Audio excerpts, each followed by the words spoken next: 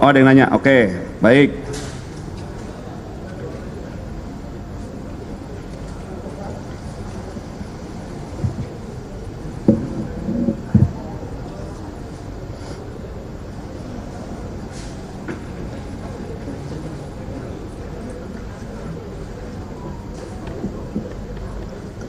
Jadi rekan-rekan benar tadi hari ini, hari Jumat, tanggal 11, saksi atas nama saudari Dr. TT ya, datang kepada penyelidik Subdit Kamnet mengklarifikasi bahwa yang bersangkutan hadir,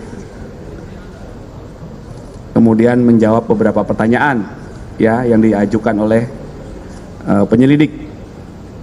Jadi kami membenarkan. Kemudian yang kedua, informasi yang kami update adalah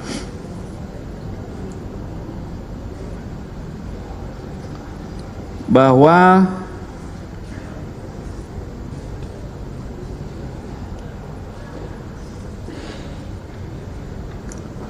kemarin hari Kamis tanggal 10 Juli 2025 pukul 18.45 penyelidik telah melakukan gelar perkara terhadap 6 laporan polisi yang sedang ditangani, yaitu penyelidik Subdit Kamnet di Treskrimum Polda Metro Jaya. Apa peristiwa yang ditangani? Saya ulangi lagi, sekali lagi. Yang pertama adalah tentang peristiwa dugaan tindak pidana pencemaran nama baik atau fitnah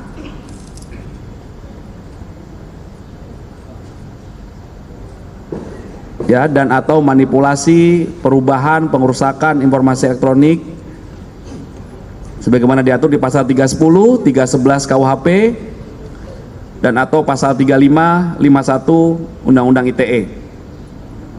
Itu ada 1 laporan polisi terkait peristiwa ini. Pelapornya adalah Insinyur HJW. Kemudian perkara yang kedua dengan dasar 5 laporan polisi, 1 dari Polda, yang 4 lagi penarikan dari beberapa Polres ya, ada Polres Bekasi Kota, Depok, kemudian Jaksel, dan juga Jakarta Pusat.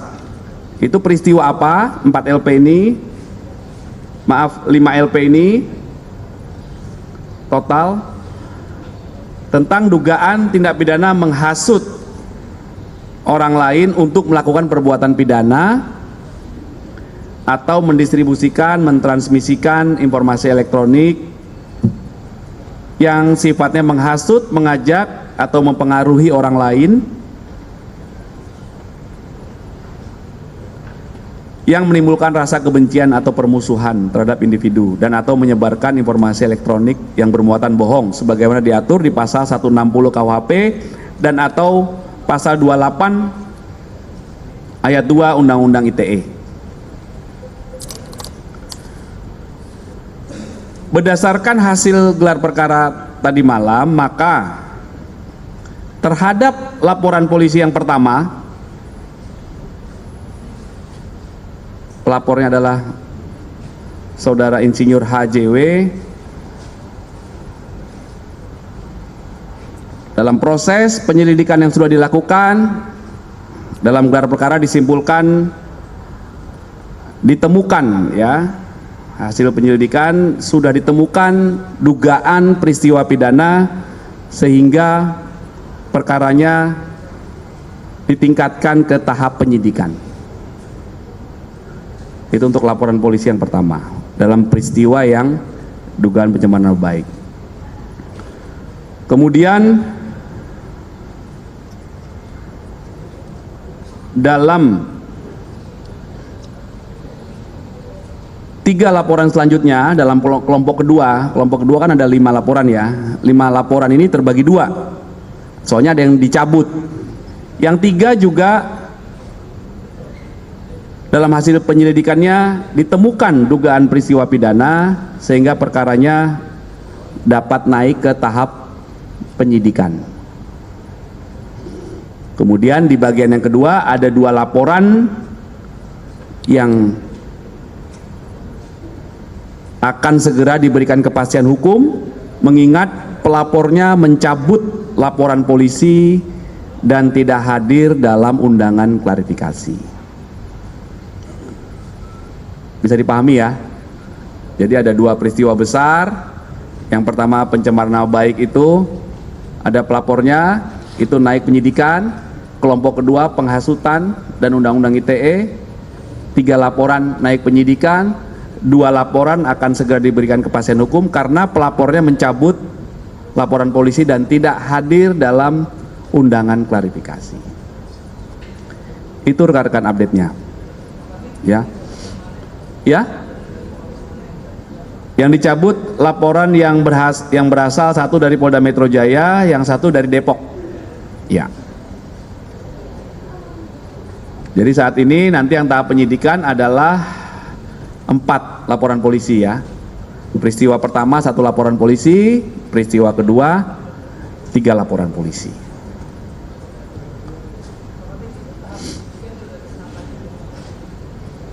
Jadi saya ulangi Mas ya. Jadi dalam setiap penerimaan laporan polisi ada tahap namanya pendalaman, penyelidikan. Penyelidikan itu adalah pengumpulan fakta-fakta, barang bukti untuk menentukan apakah peristiwa ini ada dugaan pidana atau tidak. Ujungnya gelar perkara, ada dugaan tindak pidana, maka tahap selanjutnya adalah tahap penyidikan. Di tahap penyidikan tujuannya adalah untuk mengungkap siapa membuat terang peristiwa pidana dan mengungkap siapa tersangkanya. Nah, inilah sekarang di tahap yang kedua ini sekarang. Ya, jadi baru kemarin dilakukan gelar, ditetapkan bahwa ini naik ke tahap penyidikan. Ya. Apa udah dijadwalin untuk dilakukan pemeriksaan selanjutnya di tahap penyidikan untuk Pak Jokowi?